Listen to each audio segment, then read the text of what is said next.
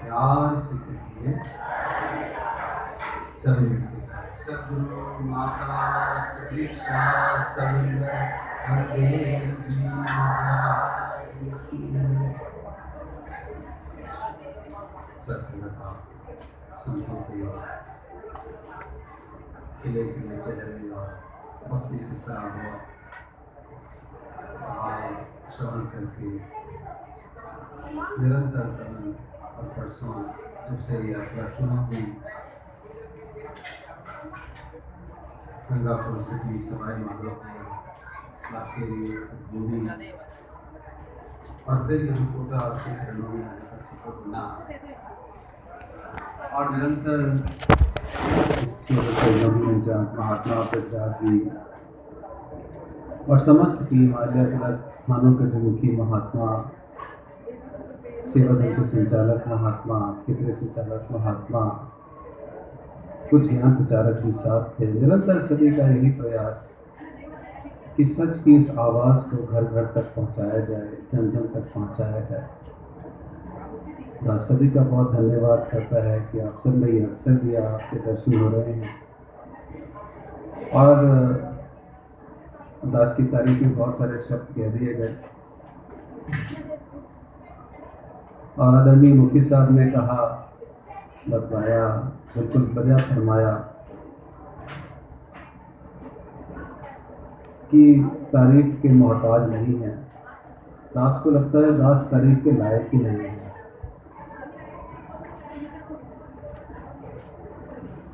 मुझे कौन पूछता था तेरी बंदगी से पहले, मैं बुझा हुआ दिया था तेरी रोशनी से पहले। हम रुकते फिरते कोई बात ना पूछता, गुरु सतगुरु संग पाते। गुरु कृपा ही केवल केवल और केवल कृपा है जो यहाँ आपके बीच बैठ करके सतगुरु का संदेश साझा दास कर रहा है। वरना सत्संगत औकात तो इतनी है कि दास अक्सर इस बात को कहता है कि अगर दास अभी यहाँ सड़क इस भवन से बाहर चला जाए और किसी रिक्शे वाले को बोलूँ कि भैया 10 रुपये ले लो, 20 रुपये ले लो, या पैसे मत लेना, बस स्टैंड पर मुझे छोड़ दो, मैं राकेश मुद्रेजा हूँ, जानते हो मुझे? तो रिक्शे वाला कहेगा कौन राकेश मुद्रेजा? मैं तो नहीं जानता। ये मेरी औकात है। एक बाहर रिक्शे वाला तक तो जानता नहीं है, वो कहेगा भाई साहब ये 20, 30, 40, 50 रुपये रखते हैं, पैसे दो और अपना सफर करो। होगा तो राकेश मुझे आपने कर लो। ये हमारी औकात है, ये मेरी औकात है। तो सतगुरु ने सिर पे हाथ रख दिया, आप संतों ने इतना प्यार दिया, तो ये पूछ हो रही है, कदर हो रही है, प्यार मिल रहा है।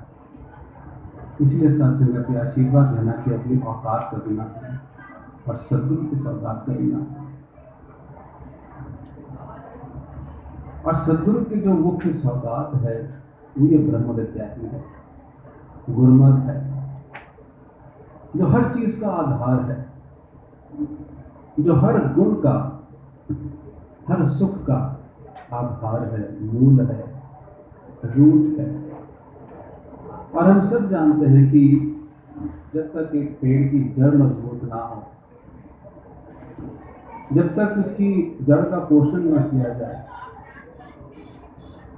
केवल पत्तों को, फूलों को, फल को, टहनियों को हम पानी देते चले जाएं, तो आज नहीं तो कल वो वृक्ष सूख जाएगा। हमारे होने का, हमारी एग्जिस्टेंस का, हमारे अस्तित्व का मूल परमात्मा ही है। हम सब जानते हैं इस बात को और इसीलिए हमारे मूल के साथ जो जोड़ दे वही सत्य है। मन तो ज्योत स्वरूप है, अपना मूल पहचान, मन हरजी तेरे नाल है, गुरमति रघुमान। और ये प्रयास युगों युगों से संतों ने किया, बलियों ने किया, पीरों ने किया, जिनका हम नाम तो लेते हैं, जिनको तो हम मानते हैं, लेकिन उनकी बात को हम भूल जाते हैं। और इसी भूलने को, भुलेखे को भ्रम कहते हैं। ऐसा नहीं है कि हम आत्मा के स्तर पर अपने आप को जानते नहीं हैं, जानते हैं। हमारे अस्तित्व में 3 चीजें हैं। एक हमारा तन है, ये शरीर। एक हमारा मन है, बुद्धि है, प्रज्ञा है, जिससे हम सोचते हैं, विचारते हैं। हमारी सेंसेस काम करती हैं, देख पा रहे हैं, सुन पा रहे हैं, कर्म कर पा रहे हैं। एक तन है, एक मन है, और तीसरी आत्मा है। इसमें तो कोई बड़ी बात नहीं है, सब जानते हैं। लेकिन हमारा सारा का सारा जीवन विडंबना ये है कि तन और मन के स्तर पर निकल जाता है, आत्मा के स्तर पर जीते ही नहीं। इसीलिए जो ब्रह्म ज्ञान निरंतर जहां जिक्र हो रहा है, जो हम सब ने सतगुरु की कृपा से प्राप्त किया, वास्तविकता में ब्रह्म ज्ञान कुछ प्राप्त करना नहीं है, कुछ जानना नहीं है।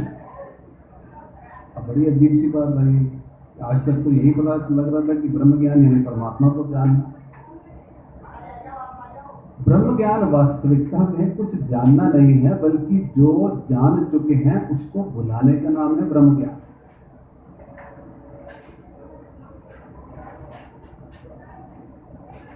हमने बहुत सारी चीजें जान ली,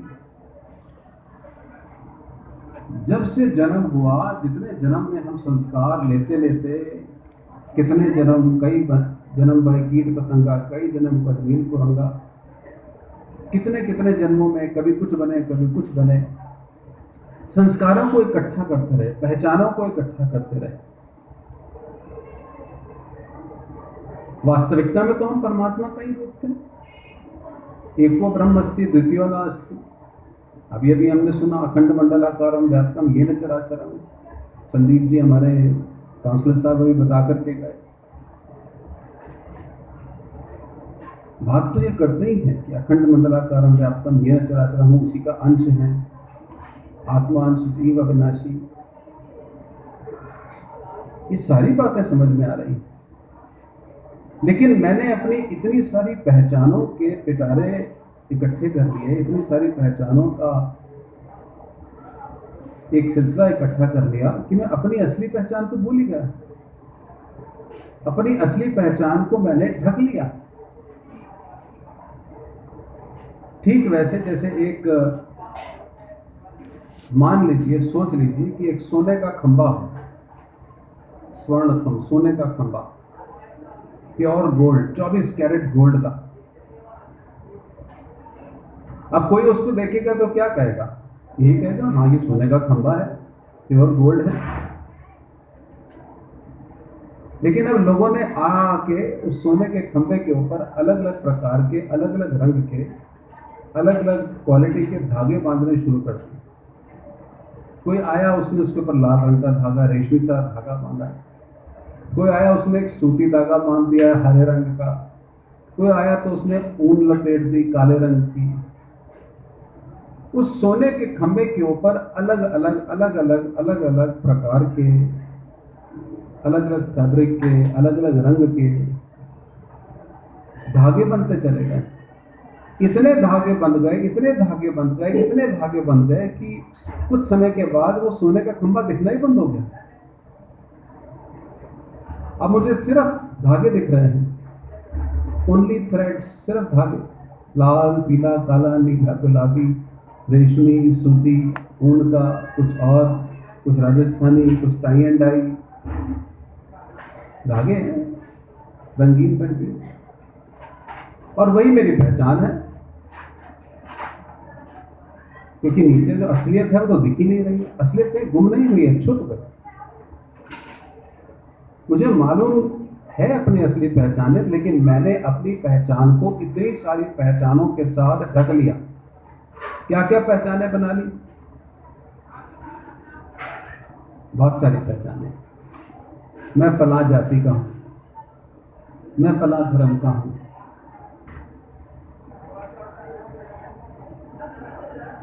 मैं फला भाषा बोलता, मैं इस प्रदेश का हूं। यहां क्यों, क्या अभी हाड़ौती कह रहे थे? मैं हाड़ौती का हूं, मैं बूंदी का हूं, मैं कोटा का हूं, मैं इस इंस्टीट्यूट का हूं, मैं इस हॉस्पिटल का हूं। डॉक्टर साहब कहाँ गए? चले गए, एमटीएस हॉस्पिटल से आए थे, उनकी वो पहचान है। मैं दिल्ली का हूं, मैं बंकारी कॉलोनी के पास रहता हूं, मैं अवतारण के लिए रहता हूं, इतनी पहचान। मैं पुरुष हूं, मैं स्त्री हूं, मैं अमीर हूं, मैं गरीब हूं, मैं काला हूं, मैं गोरा हूं, इतनी सारी पहचानें शरीर की और मन की। मैं डॉक्टर हूं, मैं इंजीनियर हूं, मैं नेता हूं, मैं अभिनेता हूं, मैं मुखी हूं, मैं सेंट्रल प्रचारक हूं, मैं ज्ञान प्रचारक हूं, मैं जोनल इंचार्ज हूं, कहते हुए मैं केंद्रीय सेंटर से मेंबर इंचार्ज हूं। रोज नई पहचान, रोज। और सदगुरु ने क्या किया? सदगुरु बड़े दयाल होते हैं।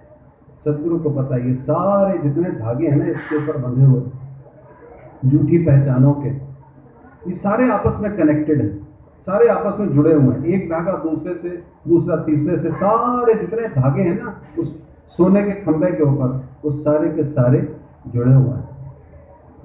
सदगुरु कैंची लेते हैं ब्रह्म ज्ञान की और एक धागा काटते हैं, बस बंधन काट मिलावे राम। एक धागा काटते हैं, सारे धागे खुलते चले जाते हैं, सब खत्म हो जाता है। नेति न इति न इति न इति न इति। क्यों?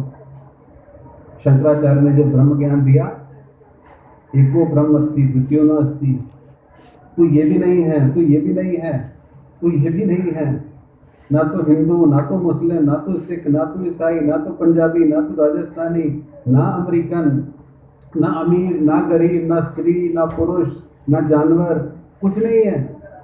ना इति ना इति ना इति, तो फिर कौन हो?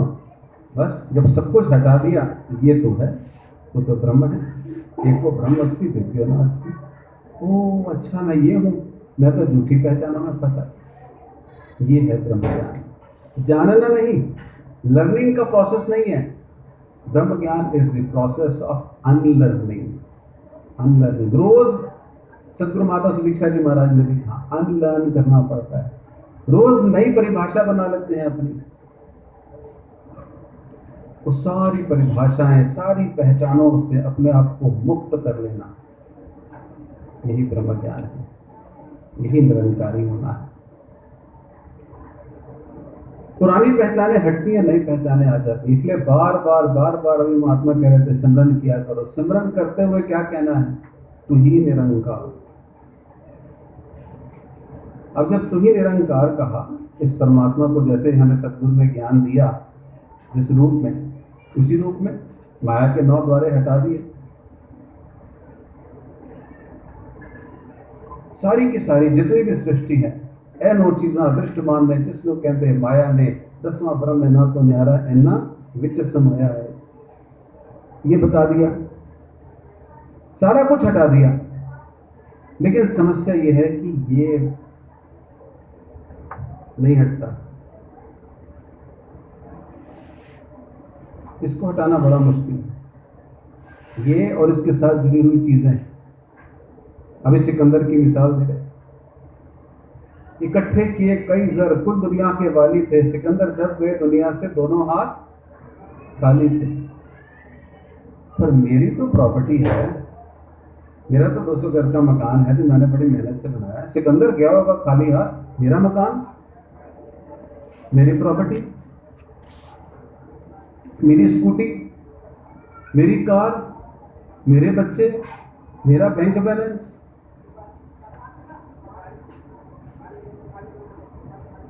ये कहां जाएगा? नहीं नहीं नहीं, सब कुछ ले लो। एक शब्द आता है संपूर्ण अवतार माने के अंदर। पिछले सप्ताह ही जब निरंकारी कॉलोनी में थे तो वहां इसी शब्द पर विचार हो रही थी। तेरे दर पे आके सदगुरु दुनिया का कुछ ध्यान नहीं रहता। तेरे दर पे आके सदगुरु दुनिया का कुछ ध्यान नहीं रहता। हिंदी में कहें तो विक जाती है अपनी दुनिया, मैं मेरी का मान नहीं रहता। मेरी अपनी दुनिया बिक जाती है और मैं मेरी का अभिमान नहीं रहता। अपनी दुनिया बेचते भी बड़ी मुश्किल है, बिक जाती है मेरी दुनिया। कैसे बेचूं? इतनी मुश्किल से प्रॉपर्टी बनाई, इतनी मुश्किल से बच्चों को बड़ा किया, 15-15, 20-20 साल के बच्चे हो गए, कितनी मेहनत की, इतनी मेहनत करके डिग्री प्राप्त की, डॉक्टर बना, इंजीनियर बना, आप कहते हो बेच दो? मैं नहीं बेच सकता। और यहां कह रहे हैं सदगुरु के दर पे आके सब कुछ बेचना पड़ेगा। बीवी, बच्चे, मकान, दुकान, गाड़ी, बंगला, बैंक बैलेंस। मेरे से तो अपना रुमाल नहीं बेचा। ये मेरा रुमाल बड़ा कीमती है, ये तो मेरे को तोहफा दिया था किसी ने, मैं ये रुमाल। अभी ये बात ही हो रही थी पिछले संडे को, तो हमारे आदरणीय बंटी जी, आप जानते हैं सदगुरु बाबा जी के समय से सेवा में रहते हैं, कह रहे हैं ये बात हो रही थी तो उतने देर में मेरे को याद आ गया कि मेरी पत्नी सुबह ही कह रही थी, वो अलमारी खोली तो पुराना कोई एक साड़ी पड़ी थी, लहंगा पड़ा था या कुछ कपड़े होंगे, तो मैंने कहा ये बड़ा पुराना है, इसको किसी महापुरुष को अभी जिसको जरूरत हो उसको दे दो आगे। नहीं, ये मैं नहीं दूंगी, ये तो मेरी शादी का जोड़ा है, ये मैं नहीं दूंगी, मेरे को तो मेरी मम्मी ने लेकर के दिया था, फलाने बाजार से लेकर के आए थे। और यहाँ क्या कह रहे हैं, विक जाती है अब मेरी दुनिया, मैं मेरी तो मान नहीं रहता, सब कुछ बेचना पड़ेगा, सब कुछ देना पड़ेगा। हवन यज्ञ होते हैं ना, अभी भी कई लोग हवन यज्ञ अपना अपना घरों में करवा रहे होंगे। पंडित जी बड़ा स्पष्ट आकर के कहते हैं, एक एक चीज, आग का एक कुंड बनाते हैं और उसके बाद सब कुछ डालते डालते आपके हाथ में संकेत रूप में देते हैं, एक धागा देते हैं, कहते हैं वस्त्रम समर्पयामी, डाल दो, आहुति खत्म। फिर फल देंगे, कुछ खाद्य पदार्थ देंगे, उसको समर्पयामी, सब कुछ समर्पयामी, घृतम समर्पयामी, समर्पयामी, समर्पयामी, समर्पयामी। गुरसिक बस अन्ना कर्तव्य आपा अर्पण समर्पयामी, यही यज्ञ है, इसी को यज्ञ कहते हैं। और हमें रोज ये यज्ञ करना। सर्वधर्मान परित्यज्य मामेकं शरणं व्रज, अहं त्वं सर्व पापेभ्यो मोक्षयिष्यामि मा शुचः। वो सब कुछ मुझे समर्पित कर दे, कुछ भी अपने पास मत रखिए, सिलेक्टिव नहीं होना, ये रख लूंगा, ये बड़ी मुश्किल से कमाया, ये और बाकी सब ले लो, ये रहने ना, ये नहीं है। सर्वधर्मान परित्यज्य, अपने सही गलत मान्यताएं, तन मन धन, पहले प्रण में कह दिया तन मन धन मेरा नहीं है, सच्चे पातशाह तेरा समझ के प्रयोग करना है। सारा का सारा कुछ एक बार बेचना पड़ेगा, सारा। जैसे बोले तू ही निरंकार, सिमरन करे तू ही निरंकार, इसका मतलब सारा कुछ उठाया, मेरा तन मन धन तू ही निरंकार, मैं तेरी शरण, हाँ ये तेरी शरण में आ गया, सब कुछ समर्पयामी, यज्ञ हो गया, हवन हो गया, डेली करना, हर पल जितनी बार स्मरण करें तो ही निरंकार, मैं तेरी शरण, खत्म। सिर्फ बोलने से काम नहीं होगा, अभी महात्मा ने कहा, समझना पड़ेगा, उस समय एहसास करें कि सारा कुछ। अब देखिए कमाल की बात, बिक जाती है अपनी दुनिया में, अब बेच दिया सब कुछ, फिर कह रहे हैं कि चौथे प्रण का पालन करो, घर बार भी पालो, बीवी बच्चे भी रखने हैं, नौकरी भी करनी है, कारोबार भी करना है। अब ये तो द्वंद्व हो गया, ये कैसे करें? आपने सब कुछ समर्पण करवा दिया, अब घर कैसे पालें? मकान भी ले लिया, दुकान भी ले ली, गाड़ी भी ले ली, अब घर कैसे पालें? चौथे प्रण का पालन कैसे करें? ये कमाल है इस सदगुरु का। ये जैसे ही आपसे लेते हैं उससे डबल, ट्रिपल, 10 गुना, 100 गुना मल्टीप्लाई करके वापस दे देते हैं। प्रेम से बोलो प्यारे हो। सदगुरु कभी भी मंगता नहीं होता। एक नौजवान ने पूछ लिया, ये जो यहाँ पर पात्र पड़ा होता है इसमें पैसे डालना जरूरी? जबलपुर की बात है, रास्ते का बिल्कुल जरूरी नहीं है, आप अपनी श्रद्धा से डाला करो। और ये जिसको हम दान पात्र दुनिया कह देती है, हमारे लिए कृपा का पात्र है। समर्पयामी, यहाँ आते अपनी माया का एक छोटा सा अंश समर्पित करते हैं। और मैंने कहा मेरी औकात देखो, हैसियत देखो, मैं 10-10 रुपए डाल के और करोड़ों रुपए का हिसाब मांग रहा हूं। इतनी ऑडेसिटी है, इतनी जरूरत है एक भक्त की कई बार। जबकि इसी कृपा पात्र से मैंने 10-10, 20-20, 50-50 डाल के करोड़ों रुपए की रहमतें ली हैं, एक एक ने ली। सबके जीवन के अंदर तन मन धन के सुख की भरमार कर दी सच्चे पातशाह। और फिर मैं सवाल करता हूँ, ये तो खुला है, कल सदगुरु माता जी ने पीछे हुआ एक बार NYS के ऊपर ये बंद होता है, क्योंकि NYS पर टाइम में नहीं होता, निरंकारी यूथ सिंपोजियम होता, वहां तो सारे दिन का कार्यक्रम होता है और 20-25 हजार युवा इकट्ठे होते हैं। जल्दी राजस्थान का भी होना है और आप सबकी जो अरदास थी ना सच्चे पातशाह आप कोटा पधारो, दास जाते ही पहुंचाने वाला और जब सच्चे पातशाह सदगुरु माता जी निरंकारी राजपिता जी कृपा करेंगे तो जरूर आपके पास आएंगे और सबके ऊपर अपनी कृपा का हाथ बरसाएंगे।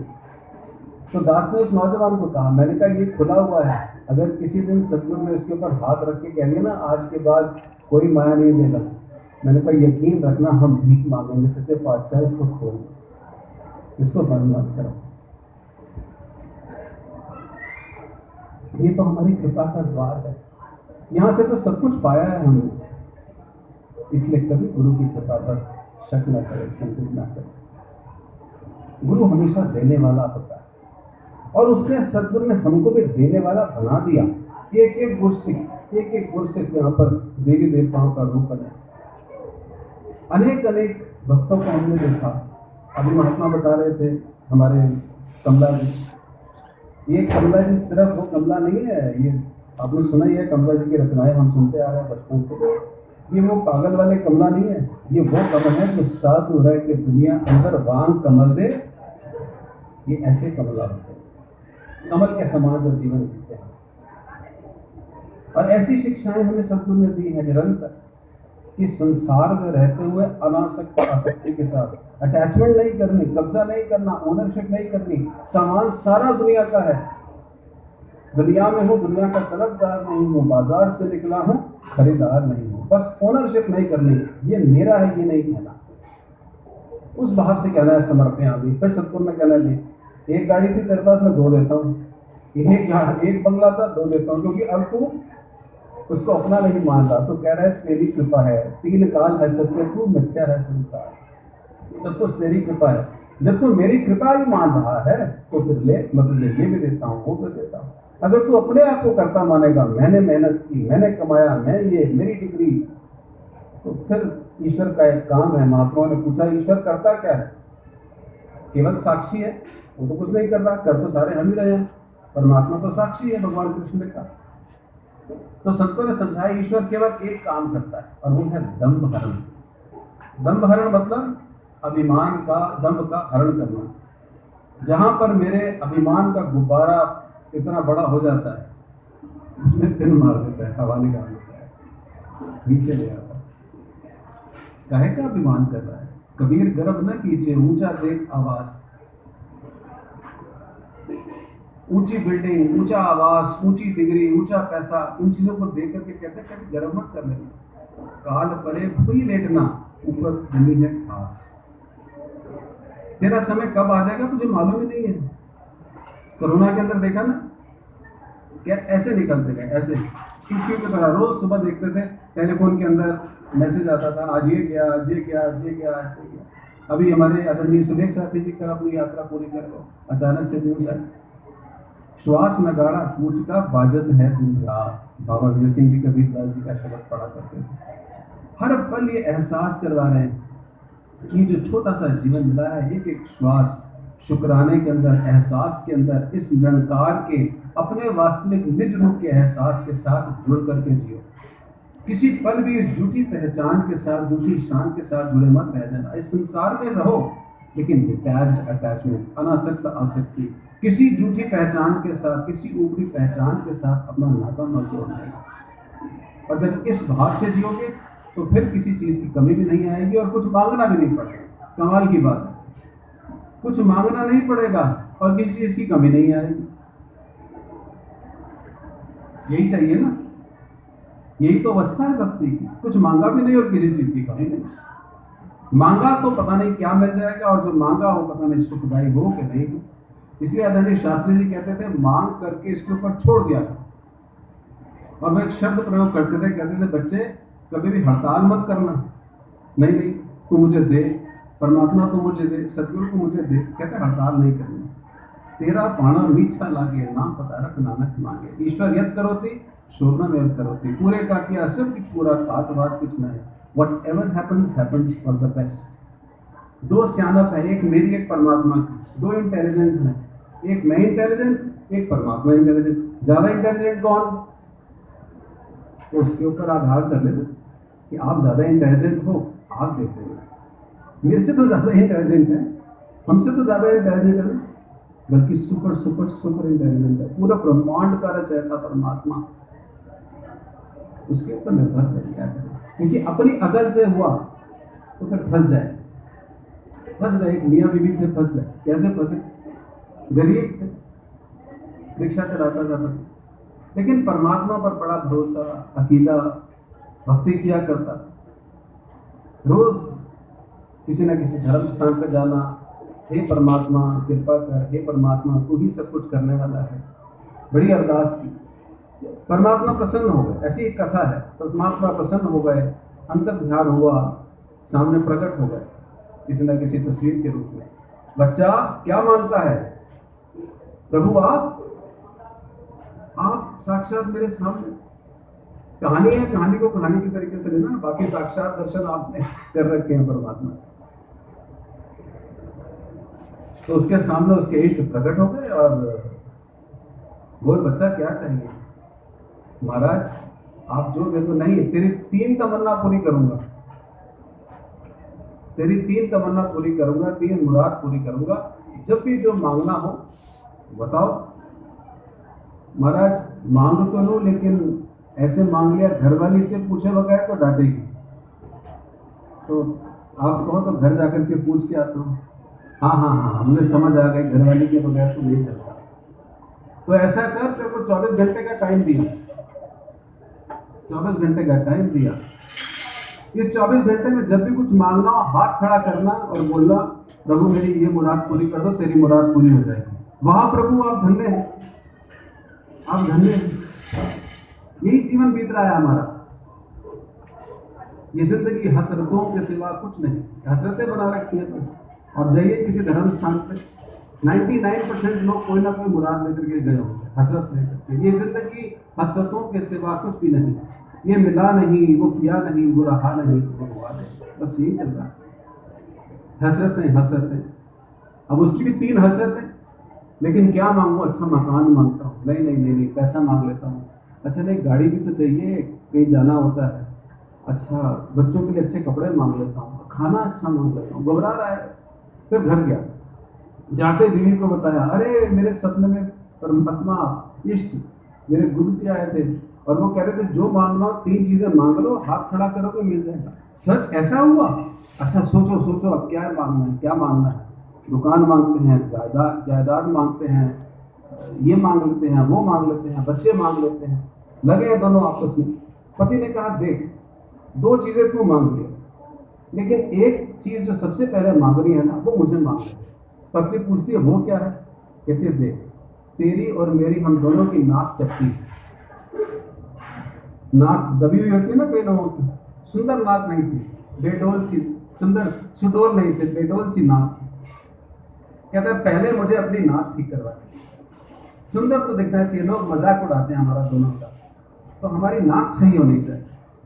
कह रहे तुम मूर्ख हो बिल्कुल, नाक के लिए को मांगता है, एक पूरी की पूरी मुराद खत्म कर दो फिर नाक के चक्कर में। मकान मांगो, पैसा मांगो, खाने का मांगो, राशन मांगो पूरे साल भर का, कुछ अच्छी चीज मांगो। नहीं, एक तू 2 चीजें मांग ले, जेवर मांग ले, जो मर्जी मांग ले, नाक तो मुझे ठीक करवा दी। पत्नी कहते हैं नहीं, मैं तुम्हें नहीं मांगने दूंगी। तुम बिल्कुल मूर्ख हो, बिल्कुल सुनते नहीं हो बात को। नहीं मैं तो मांग के रहूंगा। नहीं, झगड़ा। पति को गुस्सा आया और पति ने सीधा परमात्मा से अरदास कर दी, हे परमात्मा हमें सुंदर नाकें मिल जाए। अब अरदास की कि हमें सुंदर नाकें मिल जाए, पूरे शरीर के ऊपर नाक लगे। यही तो कहा था, मांगते हुए सोचते भी नहीं है हम, ऐसे ही बोल देते हैं। इसलिए कहते हैं एक एक शब्द सोच करके बोला करो। इससे सबसे अच्छा यही है कि तेरा पाना मीठा लगे, जो मेरे लिए सुखदाई है वो दे। मांग ली, हे परमात्मा हमें सुंदर नाकें मिल जाए, पत्नी के पति के सारे शरीर के ऊपर नाक ही नाक। अब यहाँ और मौसम भी ऐसा ही था सर्दी का, एक नाक से कभी नाक टपक रहा है, दूसरा टपक रहा है, एक में छींक आ, यहाँ एक नाक भी सुनवाई जाती, सारे शरीर पर नाक ही नाक। मांगा था जो मांगे ठाकुर अपने से सोई सोई दे दिया, पूरे शरीर पर नाक ही नाक। अरे ये क्या कर लिया। अब उस समय तो छींक आ रही है, सब कुछ शरीर पर बड़ा बुरा प्रभाव आ रहा है। आप देखा ना था, आप सोचा नहीं, प्रभु हमारी सारी नाकें ले लो। अब सारी नाक चली गई, जो अपनी थी वो भी गई। ये है हमारे मांगने का दस्तूर, ये है दुनिया के मांगने का दस्तूर। अब बगैर नाक के दोनों खड़े हुए, अब क्या मांगे, अब घर मांगे, दुकान मांगे, नहीं भैया अब तो नाक मांगनी पड़ेगी। नाक तो चाहिए सांस लेने के लिए, नाक ही नहीं है, बगैर नाक के जीवन क्या जीवन होगा। अब एक मुराद रह गई, क्या मांगे। अच्छा अब नाक तो मांगनी है, ऐसा करते हैं सुंदर नाक मांगो। पति ने कहा, अब जो पहली मुराद थी ना कि सुंदर नाक, अब बोल देते हैं हे परमात्मा हम दोनों को एक एक सुंदर नाक दे दो। इतना तो साफ साफ लिख लिया, ऐसे मांगते हैं।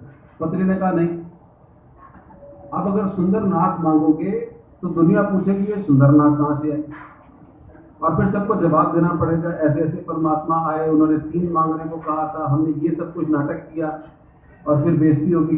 अब परमात्मा को बोलो हे परमात्मा जैसी हमारी नाक थी हमको वैसे की वैसे वापस कर, हम जैसे थे वैसे ही अच्छे, जिस रंग रखे उस रंग रहना, सेव कमाना सीखी, जो तुम भावे साईं बलि का तू सदा सलामत रंग का। सच्चे पातशाह जो तूने दिया है कुछ सोच के दिया होगा, किसी कारण से दिया होगा, मैं क्यों शिकवे शिकायतें करता हूं, क्योंकि मैं वास्तविकता में वो हूं नहीं जो समझ के बैठा हूं। मैं ये शरीर नहीं हूं, मैं ये मन नहीं हूं, तन नहीं हूं, मैं तो आत्मरूप हूं। आत्मा का तो कोई रंग रूप आकार नहीं है, नैनम चंदन की शस्त्र नहीं, मैं तो वास्तविकता नहीं हूं। इसलिए तू बख्शिश कर, रहमत कर, मैं तेरी रजा में रहता हूं, तेरे समर्पण के साथ, स्वीकृति के साथ, सहजता के साथ रहता हूं। ये सबसे बड़ी हमारे जीवन के अंदर कृपा है सतगुरु की, जिसको हमने बना करके रखा है। और साथ संगत अपने लिए भी अरदास करता है, आप सब भी मिल करके सतगुरु के चरणों में अरदास करो कि हमारे जीवन के अंदर सुख तो आपने देने देने हैं। निरंकारी राजमाता जी ने कहा सुख सारी दुनिया दे, फिर भी मिलाई रखी। अब सोचने की बात है, क्या मांगा, सुख मांगा, सुख का सामान नहीं मांगा। हम सुख का सामान मांगते, स्पेसिफाई करना शुरू कर देते, सुख का, जिस सुख को चाहे सदा शरण राम की दे। सुख तो उसमें था, सुख सारी दुनिया में। अब सुख किसमें है मुझे नहीं पता, मैंने सुख की कामना की है, सुख के सामान की नहीं। निरंकारी राजमाता ने ये नहीं कहा बच्चे सारी दुनिया दे पादे मेरी चोली में, मकान सारी दुनिया दे पादे मेरी चोली में, गड्डियां सारी दुनिया दे पादे मेरी चोली में, ऐसा तो नहीं कहा। क्या कहा, सुख। हमें क्या पता किसमें सुख है, इसलिए जिसमें मेरे लिए सुख हो, जो सुखदायी हो, मैं अपना कर्म करता रहूं और समर्पित करता रहूं। ऐसी अवस्था मुझे दे देना ताकि मैं सहजता के साथ, समर्पण के साथ, स्वीकृति के साथ, संतोष के साथ संत वाला जीवन जीते हुए, संसार के लिए भी प्रेरणा बनते हुए, प्यार फैलाते हुए, प्यार का मुजस्समा स्वयं बनते हुए इस दुनिया के अंदर इस लोक की यात्रा को भी सुखी रखूं। और परलोक की तो गारंटी सच्चे पातशाह पे ले रखी है, मुझे निज घर दिखा रखा है, निज रूप दिखा रखा है। इस यात्रा को पूर्ण करके मैं अपने निज घर को पहुंच पाऊँ, ये वाली अरदास कोशिश करता है। दास भी मेरे शब्दों के साथ, इसी अरदास के साथ, जो तुठाए कृपा निधान ना गुंजा रखा, यह पाई मोहे दातरी नित हृदय रखा संभाल, परिवार सहित अंत श्वास तक तोड़ लिप जाए, ऐसा आप जीवन दान देना, ऐसी आपकी कृपा करना। साथ संगत की प्यार से कहिए।